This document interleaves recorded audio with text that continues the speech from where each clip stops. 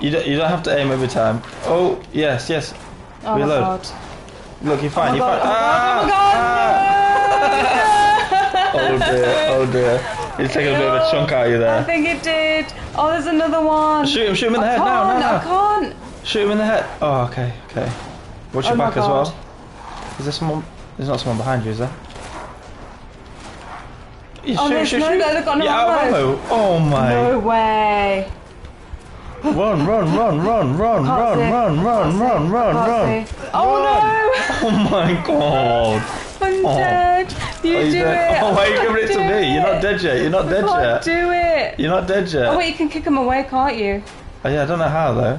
Wasn't it? Not like that. It's crouching in front of Oh, them. we're gonna die. Oh, we're dear. dead. Oh, we're dead. Oh, that looks pretty fatal. Oh my god. Oh dear. Hi everyone, welcome back. Today I'm going to talk about Resident Evil Village. This was the game that came with the PS5 when I bought it, back in the days when it was really hard to buy one due to the COVID dilemma and stock shortages and so on and so on. Basically, I bought the first one that was available to me and didn't have one of those ginormous bundles where you spend hundreds and hundreds of pounds on shit that you don't even want to buy. I've never bought any of the franchise's games because I honestly hate horror games. I cannot handle zombie-like people or creatures. I will literally freeze up and just start running around in a manic. All common sense goes out the window.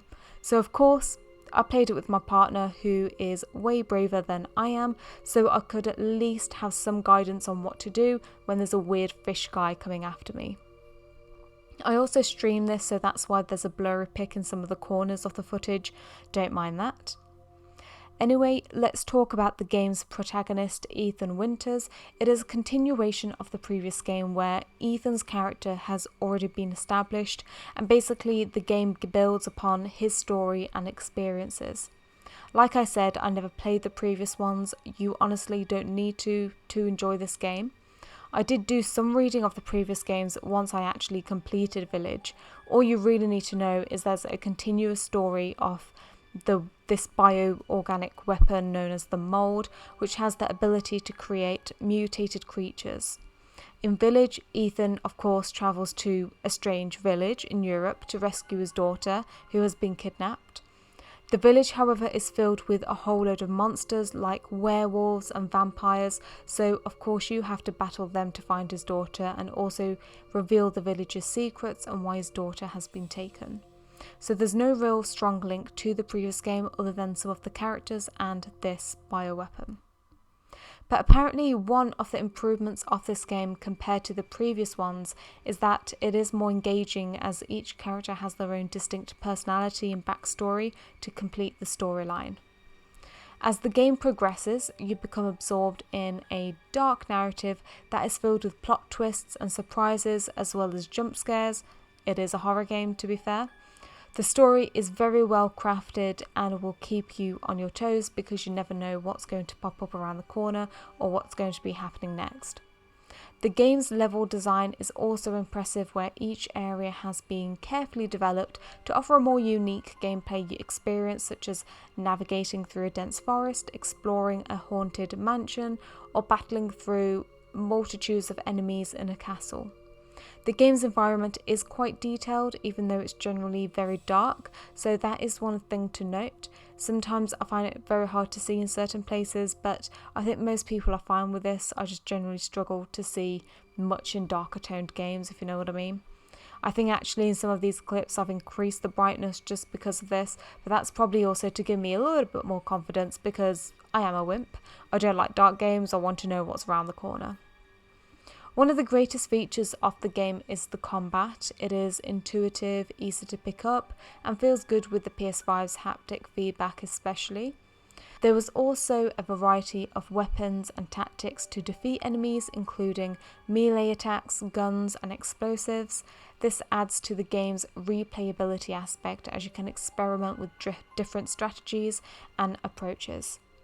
I am a wimp. I did panic in a lot of cases, so I did forget where the weapons were located sometimes, but I got through it because of my partner. Thank you for your supervision. In terms of replayability, I don't think it's one of those games that you go back to purely because, in my opinion, the developers have focused more on the horror aspect and jump scares. Yes, there are interesting strategies that you can try out, like I said, but I still think it is very limiting, and a majority of people won't go back to it for that reason. As there was more of a focus on horror, there also wasn't a strong storyline in comparison to games like Detroit or Stray, which I have also done reviews for.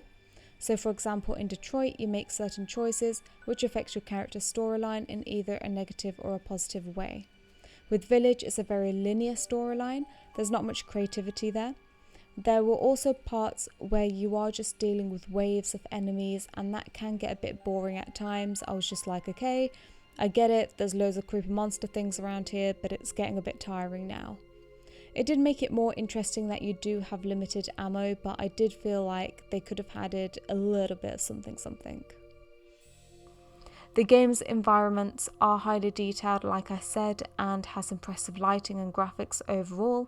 The character art is also impressive, where they stick to the style they previously used, but it looks smoother in terms of the facial animations. They also had a bit at the very beginning which very much reminded me of Tim Burton's works, and also Coraline, which freaked me the hell out. The game's sound design and effects were equally impressive, with a haunting soundtrack which perfectly complemented the game's atmosphere. For example, the clinking of chains, creaking doors, and creepy whispers which added to the game's tension. It had me having my fists in a ball and sweating whilst I watched my partner play because I was so nervous. As a newbie to the franchise, I think the puzzle aspects were great. Sometimes they were a little too easy, but I think because of the amount of tension you experience on the game, I always felt an edge, so this wasn't an issue. In conclusion, I would say that Resident Evil Village is a fantastic game that really does deliver an immersive and engaging horror experience from its highly detailed environments and brilliant combat system. I would say that the game is a must-play for fans of the franchise if you haven't already gave it a go. I'm very happy that this was the game within the PS5 bundle that was available, as I wouldn't have played it otherwise.